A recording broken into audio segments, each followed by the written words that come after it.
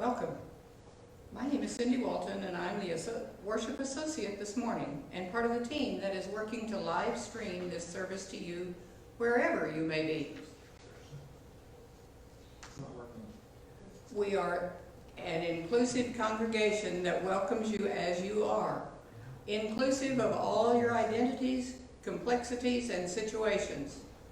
We welcome your whole self, even if it isn't fully assembled, because we recognize that we are all a work in progress and that we are all in this together. This morning is new for us, and we are so happy to have you with us. Here are some ways for you to join in along the way. Later in our service, we'll have a time for sharing our joys and concerns. If you have a joy or concern to share with the community, please feel free to post it in the comments section below. We'll light a candle for each joy or concern shared. And when the service is over, it will be available for folks to watch later.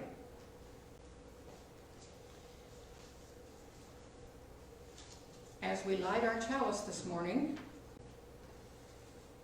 with humility and courage born of our history, we are called as Unitarian Universalists to build the beloved community, where all souls are welcome as blessings, and the human family lives whole and reconciled.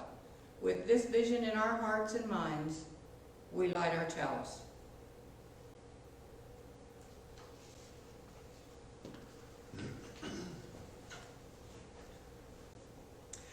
Welcome. Welcome to this day, this hour, this space, and this body. Together, we will answer a call to love. Together, we will create a thing of great beauty. Together, we will find the sacred in the spaces between. Together, we will worship. Welcome. And let's begin our worship together with a song. Some of y'all might have heard this for the last couple of weeks. Circle round for freedom, circle round for peace, for all of us imprisoned, circle for release, circle for the planet, circle for the soul, for the children of our children. Keep the circle whole. Thanks, Lloyd. Here's the time for all ages. So kids, come a little closer. I want you to hear.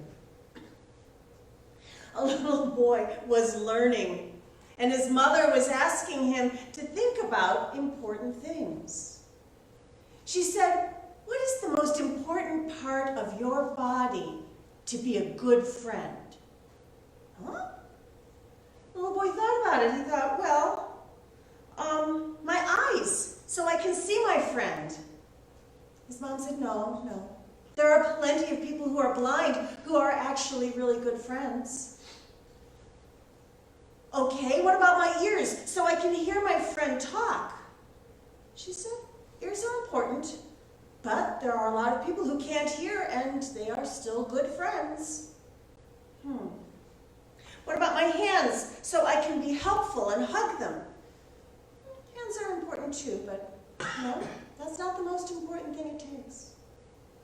Well, my feet, so I can walk and see my friend and run and dance? Oh, feet are good, but feet are not what it takes to be a good friend. The little boy really wondered about this for a while, and it seemed like his mom forgot about it for a while, until there was one day a friend of theirs died, and the little boy was so sad. What are we going to do now? And his mother turned and said, do you remember now? Have you figured it out? What is the most important part of your body to be a good friend? The little boy still hadn't figured. She said, come here. Put your head on my shoulder. And as the little boy put his head on his mother's shoulder and cried about losing his friend, he realized the most important part of your body is your shoulder, so that your friend, if they're feeling sad, can come and place their place their head on your shoulder. They can be close to you that way. That way, they won't feel so alone. So my wish for you is that you will always have a friend's shoulder to lean upon when things are hard. That's our story.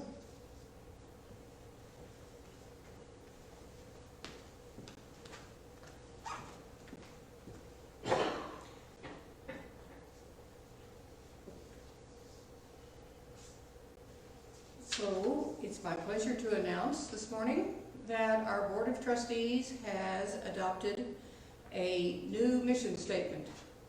You may see the words on the screen behind me. Please join me in saying these words together. Our spiritual community lives courage, nurtures wonder, inspires justice, and includes all.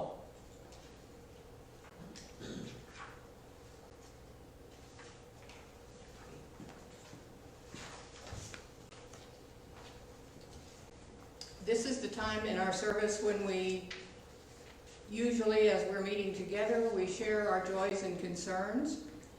But today we're going to do things just a little bit differently. We're going to move that a little later in the service to give those of you at home a chance, if you wish, to either write a comment in the comment section or send us an email or call using our usual number, which is 9351. 355-9351. April is waiting with phone in hand to take your message, and she will give it to us so that we can light a candle for you. So, never fear. I skipped the opening affirmation, but we will not miss joys and concerns.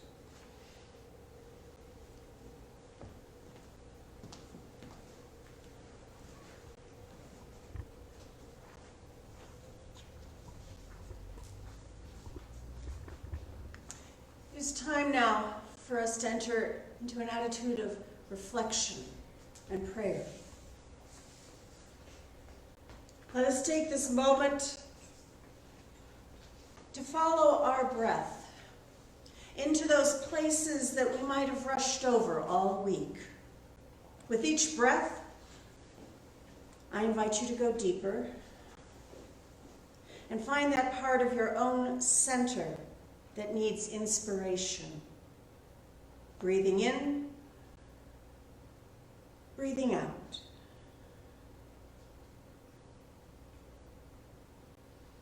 Spirit of love and life, draw our hearts close together. Let us practice being gentle over and over. Gentle with our fearful neighbors. Gentle with our fearful selves. Let us practice being tender over and over. Tender in our words, tender in our actions. Let us practice going slowly, very slowly. Slow to panic, slow to anger, slow to presume. Let us practice being generous at every opportunity. Generous with our laughter, generous with our attention. Let us practice breathing in each moment, for each moment is all we have. Breathing in breathing out.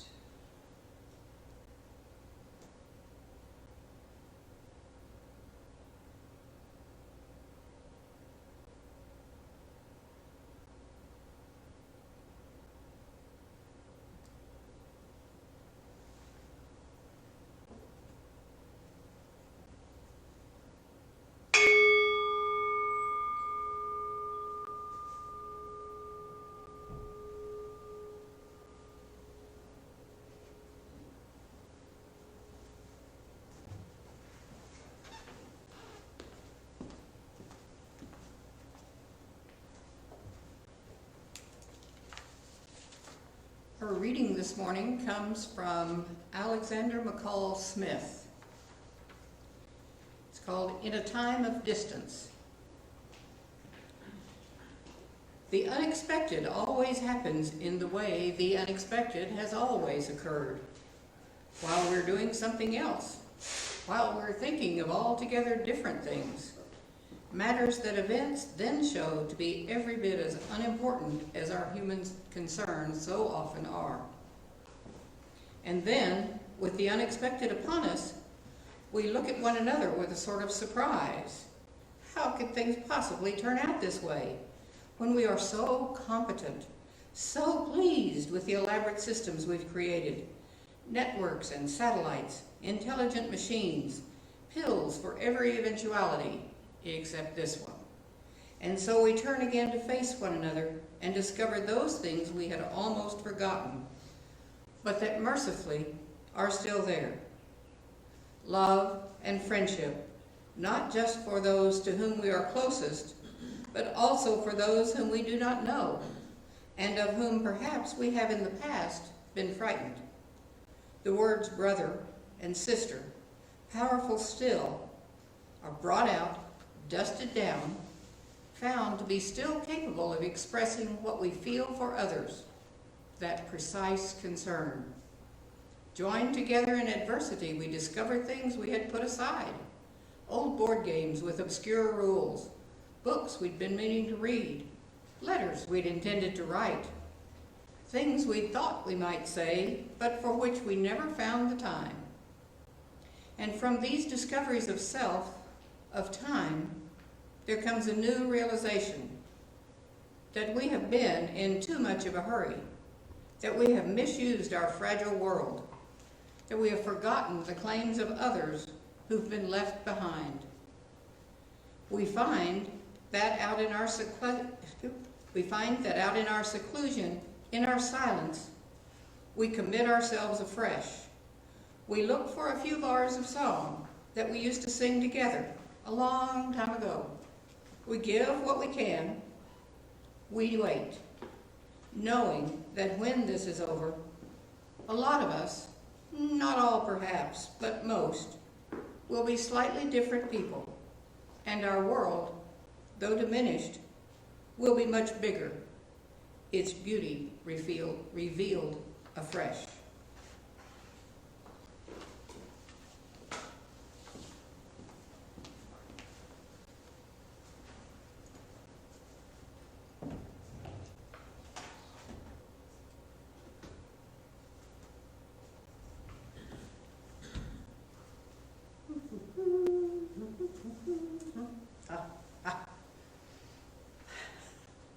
This morning, we are aiming for connection over perfection, and we're going to value process over product. And that speaks of a great ethic of risk and courage. Are you with me? Here goes. Welcome to the unknown. It's a place that none of us are actually comfortable with, and it's a place that none of us would have chosen. Welcome to uncertainty.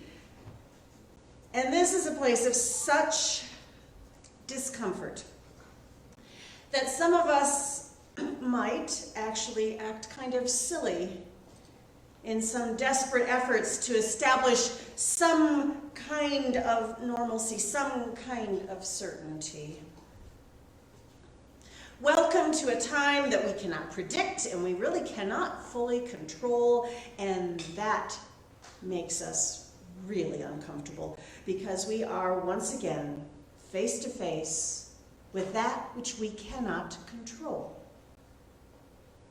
And so here we are, uncomfortable with the unknown, uncertain, and uncontrolled. That's a lot of unness. And that is where we are. Like the Buddhist teacher, Vinnie Ferraro, says, right now, it's like this.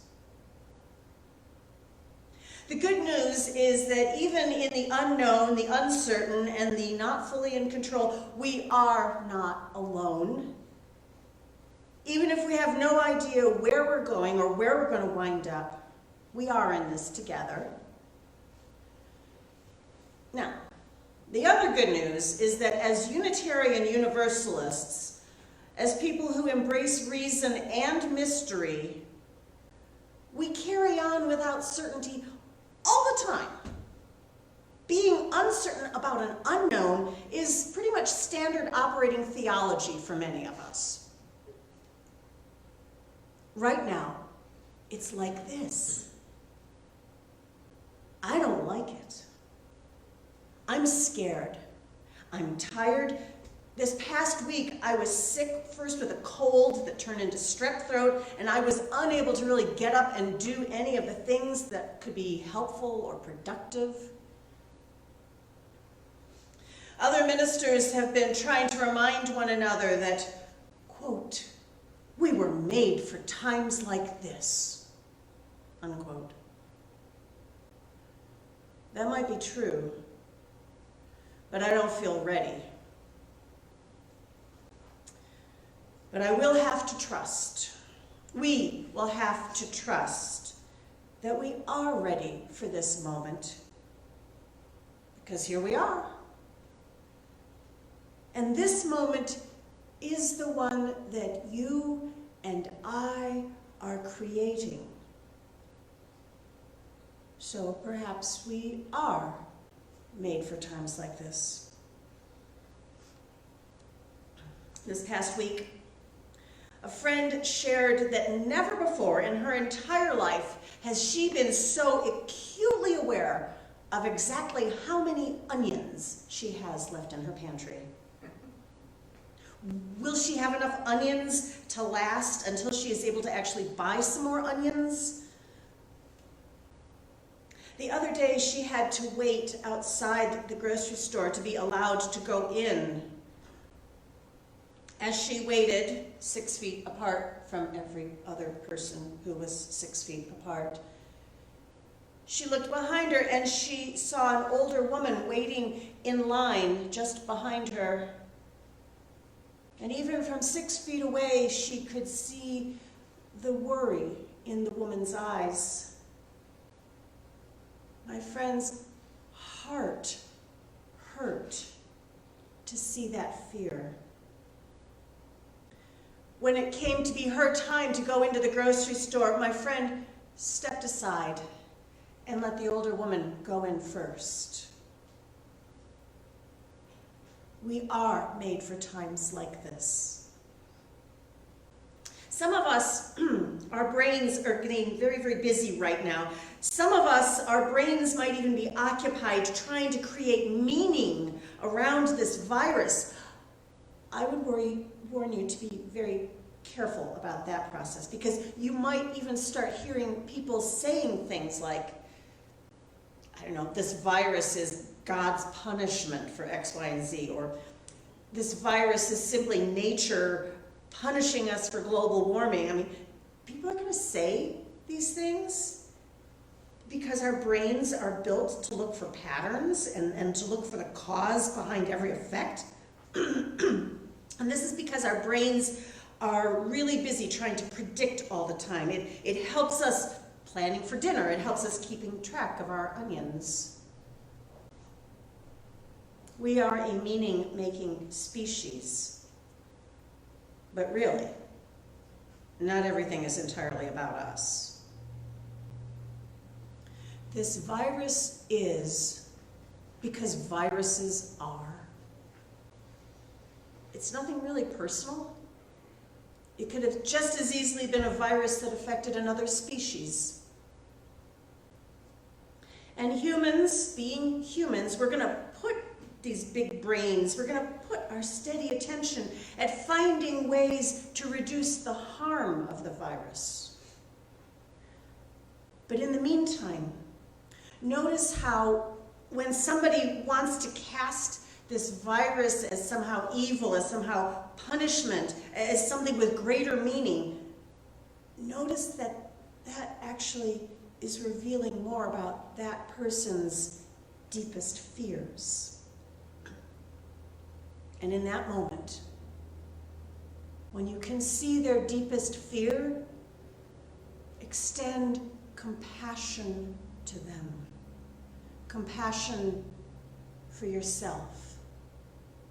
Compassion for us all. Eventually, once the worst is behind us, we will find meaning in the ways that we responded to the virus. How we each created a life of meaning in the face of pandemic. And we might finally discover that we really are made for times like this. Okay. In the meantime, if we are making and made for times like this, how are we going to make these meaning-filled lives that will be worth looking back upon? Don't worry. You're already doing enough. But here are some ways to recenter, reground yourself when things begin to feel too uncertain, unknown, unpredictable, uncontrolled. Please create routines and rituals to nourish your soul, calm your center. Make a routine for your day, if for no other reason than so you can interrupt that routine now and again. If you have a spiritual practice, do it. If you don't, consider exploring what a spiritual practice might include. Sit in one place and take 7 deep breaths. Step outside at least once a day and let your eyes rest upon something in nature. A tree, a patch of grass, a cloud. Even if you look at the same thing every day, it will be different every day. Notice the difference. Notice what is enduring. Pray. Yes, pray. Your prayer could be something as simple as a recitation of the names of the people who love you and who you love. Just going through their names, listening for the voices in your head. That's a perfectly good prayer. Now, I also would encourage you to stay creative and stay in touch with one another. Now, a word about the news. For some of us, watching the news on TV or listening to it on the radio gives us a sense of engagement and connection to something larger and empowering. But for some of us, the news is just going to feel overwhelming and worrying. And if the news gives you courage, great. But if it leaves you feeling hopeless, please limit your exposure. I mean, just pick one source that's reliable and only tune in for very limited dosages, like 15 minutes a day. I mean, if you listen to NPR for the first 15 minutes at the top of the hour, you'll stay well informed. Same is true for social media. If being on social media calms you and helps you feel connected to something larger and loving, great. If social media confirms your suspicions that we're just heading to hell in a handbasket, this is the time to step away. Tend to your body. It's where you live. Move it. Dance, walk, the movement will help dissipate the anxiety or any gloom. So put on music that makes you feel like moving, and wave your arms and shake your legs and wiggle your middle and take some deep breaths. For some of us, taking a hot shower or bath is a spiritual rite. Spiritual rites are good. Some of us, cleaning out the closets and drawers connects you with a sense of greater good. The greater good is good. And for some of us, it would be even more important, at least once a day, to say thank you.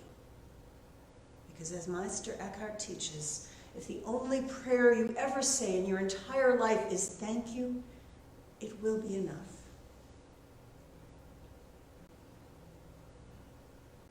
In the next few days and weeks, you might find yourself doubting that you're made for times like this. You might find yourself succumbing to fear or deep fatigue. You might find yourself counting how many onions you have left. You might need to take an extra nap. And all of this is okay. You are enough. You carry inside you a heart that seeks to awaken. Buddhist teacher Pema Chodron describes the Sanskrit word bodhicitta as the awakened heart that is inherent in all of us. And she teaches that it is only bodhicitta that can heal us in difficult times, fearful times, times like this. She likens it to a brilliant jewel that can shine any time that it is brought to light. Here's what she teaches. This tenderness for life, bodhicitta, awakens when we no longer shield ourselves from the vulnerability of our condition, from the basic fragility of existence. It awakens through the kinship with the suffering of others. Bodhicitta awakened in my friend's heart when she stepped aside and let the other person go first. Bodhicitta will awaken in your heart when you recognize that your vulnerability is essential to loving this world. Accepting your own vulnerability, surrendering to the very real fears and sadness of this moment. In that surrender, may you find the compassion that is necessary to create a life of meaning. For truly, we are made for times like this. May it be so, and blessing be.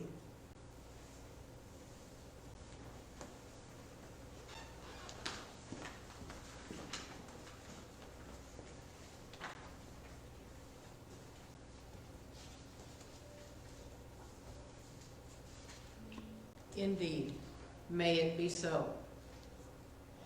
I had a unique opportunity this morning because we have the doors open to the outside, not all the way outside, but so that I can see from where I was sitting the Madre del Mundo,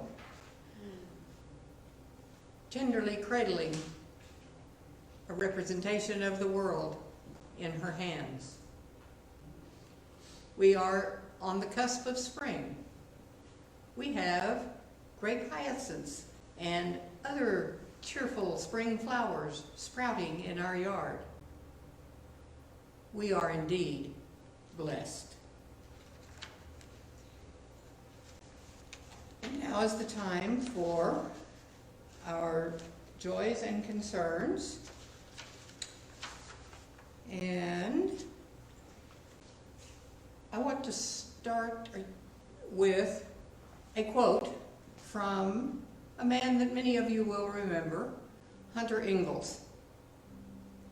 His quote, his words were, "We spend too much of our time and our lives being human doings.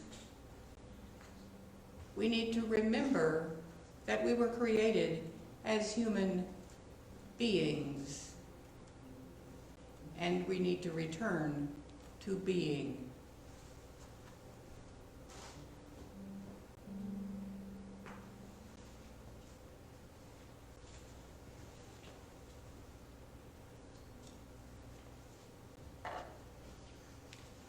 So here are some of the joys and concerns that we have received so far this morning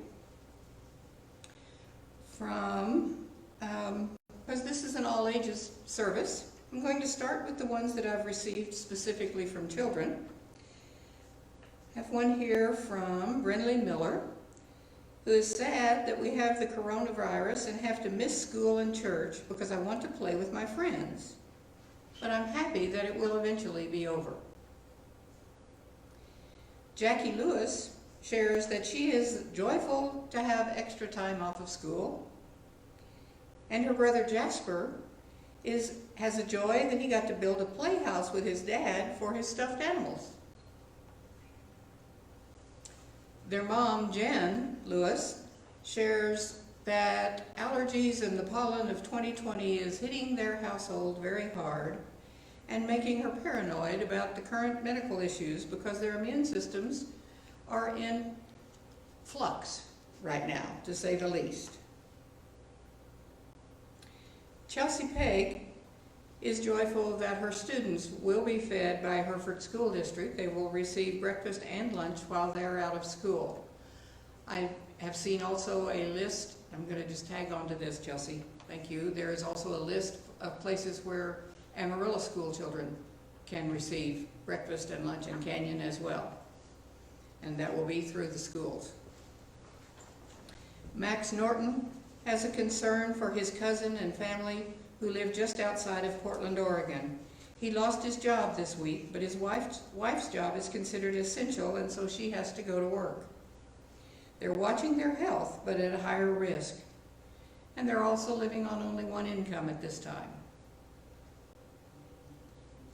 I have a personal concern for my friend Wally and her husband Danny, whose health at this time is rapidly going downhill. He does not have the virus, but his overall health is not good.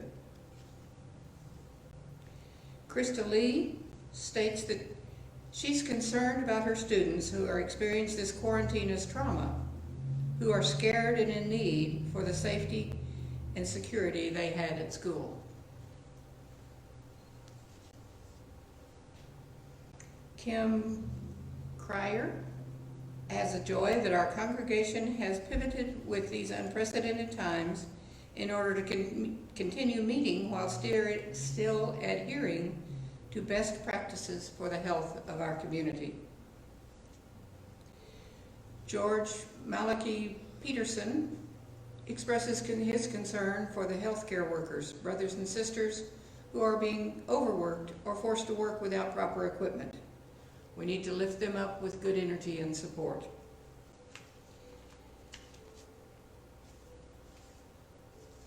And one final candle for all those joys and concerns deeply felt this morning, but not expressed in words.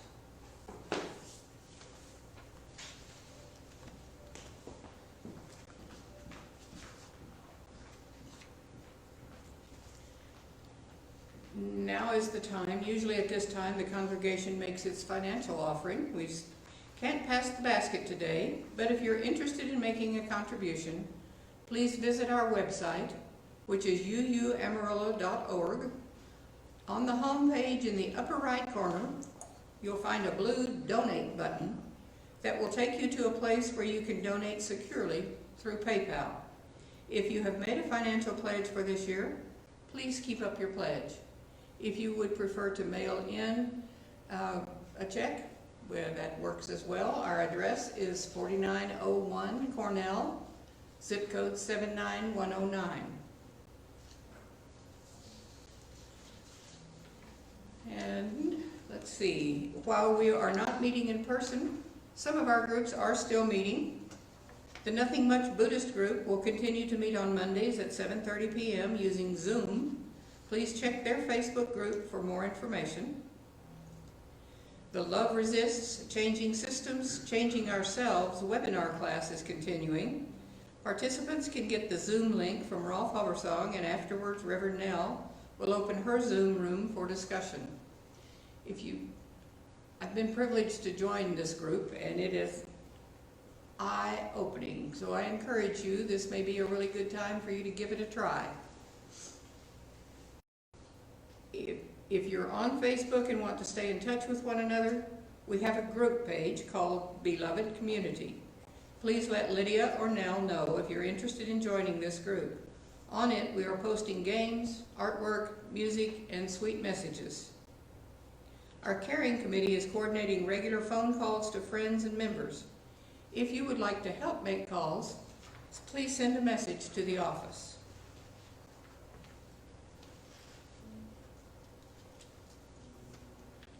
As we extinguish the flame of our chalice, we know that whether near or far apart, the warmth of our community stays within us. And now, if you would like, please join us in singing Spirit of Life. Spirit of life, come unto me. Sing in my heart all the stirrings of compassion.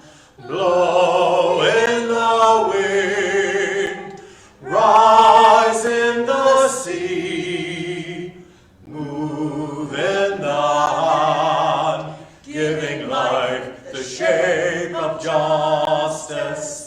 Ruth told me close, wings set me free. Spirit of life, come to me, come to me.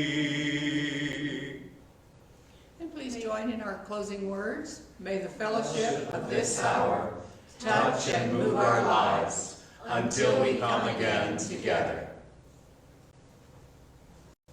As you prepare to leave this space, please take these words with you. The sun is still warm. The birds are now migrating. Trees are blooming and the sky is a wonderful blue. You are part of something wondrous and lovely. You are essential to the beauty of this world. Go in peace, and blessed be.